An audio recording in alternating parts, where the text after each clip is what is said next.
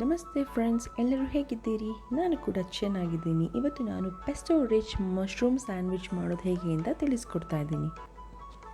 ಮೊದಲನೇದಾಗಿ ನಾನು 200 ಗ್ರಾಮ್ನಷ್ಟು ಅಣಬೆಯನ್ನು ತೊಗೊಂಡಿದ್ದೀನಿ, ಮಶ್ರೂಮ್ಸನ್ನು ತೊಗೊಂಡಿದ್ದೀನಿ. ಇದು ನಿಮಗೆ 4 ಜನಕ್ಕೆ ಸಾಕಾಗ್ಬೋದು. ಮತ್ತು 1 ಟೇಬಲ್ ಸ್ಪೂನ್ ನಾನು ಪೆಪ್ಪರ್ ಪೌಡರ್ನ ಹಾಕ್ಕೊಂಡಿದ್ದೀನಿ. ಮತ್ತು ಉಪ್ಪು ರುಚಿಗೆ ತಕ್ಕಷ್ಟು ಮತ್ತು 1 ಕಪ್ಪಷ್ಟು ಮೊಸರು ಅಥವಾ ಯೋಗರ್ಟ್ನ ಹಾಕ್ಕೊಂಡಿದ್ದೀನಿ.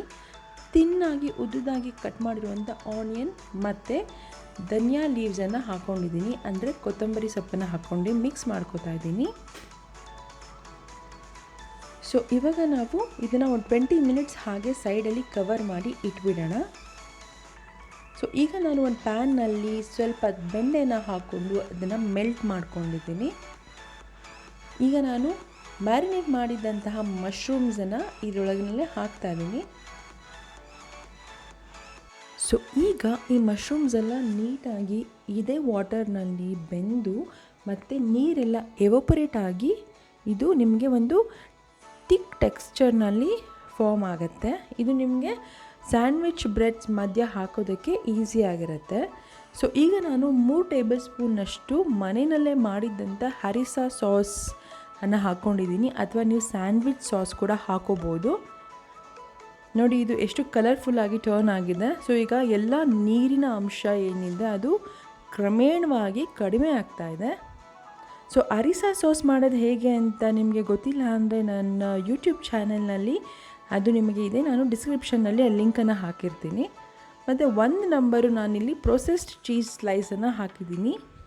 ಸೊ ಈಗ ನಾನು ಚೀಸ್ ಸ್ಲೈಸ್ನ ಮೆಲ್ಟ್ ಮಾಡಿ ನೋಡಿ, ಈಗ ಕನ್ಸಿಸ್ಟೆನ್ಸಿ ಪರ್ಫೆಕ್ಟಾಗಿ ತಿಕ್ಕನಾಗಿದೆ. ಈಗ ನಾನು ಫೈನಲಿ ಸ್ಟವ್ ಆಫ್ ಮಾಡಿ ನಾನು ಉದ್ದುದ್ದಾಗಿ ಚಿಕ್ಕದಾಗಿ ಹೆಚ್ಚಿಟ್ಕೊಂಡಿರುವಂಥ ಆನಿಯನ್ ಮತ್ತು ಕೊತ್ತಂಬರಿ ಸೊಪ್ಪನ್ನು ಹಾಕಿದ್ದೀನಿ. ಮತ್ತು ಇಲ್ಲಿ ನಾವು ಆನಿಯನ್ನ ಬೇಯಿಸಬಾರ್ದು. ಸೊ ನಿಮಗೆ ಬೇಯಿಸಿದ್ರೆ ಆ ಫ್ಲೇವರ್ ಹೊರಟೋಗುತ್ತೆ. ಆಫ್ ಮಾಡಿದ ಮೇಲೆ ಜಸ್ಟ್ ಇದನ್ನು ನಾವು ಮಶ್ರೂಮ್ನ ಮಿಶ್ರಣ ಏನಿದೆ ಅದ್ರ ಜೊತೆ ಮಿಕ್ಸ್ ಮಾಡಿ ಇಟ್ಕೋಬೇಕಾಗತ್ತೆ. ಸೊ ಇವಾಗ ಇದನ್ನು ನಾನು ಒಂದು ಬೌಲ್ಗೆ ಟ್ರಾನ್ಸ್ಫರ್ ಮಾಡಿಕೊಂಡು ಇದೇ ಪ್ಯಾನ್ನ ನಾನು ಟೋಸ್ಟ್ಗೆ ಕೂಡ ಯೂಸ್ ಮಾಡ್ತೀನಿ. ನಿಮ್ಮ ಹತ್ರ ಟೋಸ್ಟರ್ ಆರ್ ಗ್ರಿಲ್ ಮೆಷಿನ್ ಇದ್ದರೆ ನೀವು ಅದರಲ್ಲೂ ಕೂಡ ಮಾಡ್ಬೋದು. ನಾನು ಮತ್ತೆ ಅದೇ ಪ್ಯಾನ್ಗೆ 1 ಟೇಬಲ್ ಸ್ಪೂನಷ್ಟು ಬೆಣ್ಣೆ ಹಾಕಿ ಮೆಲ್ಟ್ ಮಾಡಿ ಇಲ್ಲಿ ಬ್ರೌನ್ ಬ್ರೆಡ್ನ ಯೂಸ್ ಮಾಡಿದ್ದೀನಿ. ಮತ್ತು ಇದನ್ನು ನಾನು ಟಾವ್ ಮಾಡ್ಕೊತಾ ಇದ್ದೀನಿ. ಸೊ ಫುಲ್ ರೋಸ್ಟ್ ಮಾಡೋದು ಬೇಡ ಬ್ರೆಡ್ಸ್ನ. ಸೊ ಈಗ ನಾನು ಆ ಬ್ರೆಡ್ಸ್ನ ಒಂದು ಸ್ಲ್ಯಾಬ್ ಮೇಲೆ ಹಾಕ್ಕೊಂಡು ಮಶ್ರೂಮ್ ಸ್ಟಫಿಂಗ್ ಏನಿದೆ ಅದನ್ನು ನಾನು ಇವಾಗ ಇದ್ರ ಮೇಲೆ ಪ್ಲೇಸ್ ಮಾಡ್ತಾಯಿದ್ದೀನಿ. ಇದಕ್ಕೆ ನಿಮಗೆ ಗ್ರೀನ್ ಚಟ್ನಿ ಏನೂ ಅವಶ್ಯಕತೆ ಇಲ್ಲ, but this is really very delicious. So ಇವಾಗ ನಾನು ಇದ್ರ ಮೇಲೆ ಮೊಝರೆಲ್ಲಾ ಆರ್ ಚೆಡರ್ ಚೀಸ್ ಹಾಕೋಬೋದು, ಅಥವಾ ಪ್ರೋಸೆಸ್ ಚೀಸ್ ಕೂಡ ಹಾಕೋಬೋದು. ಈಗ ನಾನು ಮೊಝರೆಲ್ಲಾ ಚೀಸ್ ಹಾಕ್ಕೊಂಡು ಇದ್ರ ಮೇಲೆ ನಾನು ಪೆರಿ ಪೌಡರ್ನ ಸ್ಪ್ರಿಂಕಲ್ ಮಾಡ್ತಾ ಇದ್ದೀನಿ. ಇದು ಆಪ್ಷನಲ್. ಈಗ ಇನ್ನೂ ಒಂದು ಬ್ರೆಡ್ ಪೀಸ್ನ ನಾನು ಅದನ್ನು ಕವರ್ ಮಾಡಿ ಮತ್ತು ತವಾ ಮೇಲೆ ಹಾಕಿ ಚೀಸ್ ಮೆಲ್ಟ್ ಆಗೋವರೆಗೂ ನಾನು ಇದನ್ನು ಕವರ್ ಮಾಡಿ ಕುಕ್ ಮಾಡ್ತೀನಿ ಲೋ ಫ್ಲೇಮ್ನಲ್ಲಿ. ಸೊ ಇವಾಗ ನಾನು ಇದನ್ನು ಫ್ಲಿಪ್ ಮಾಡಿ ಕುಕ್ ಮಾಡ್ತಾ ಇದ್ದೀನಿ. ಆ್ಯಂಡ್ ಇದು ರೆಡಿ ಆಗಿದೆ. This is very quick and very easy and tasty sandwich ಅಂತಲೇ ಹೇಳ್ಬೋದು. So if you don't understand Kannada, don't worry friends, the subtitles are given in English. So this is really very delicious sandwich, I must say.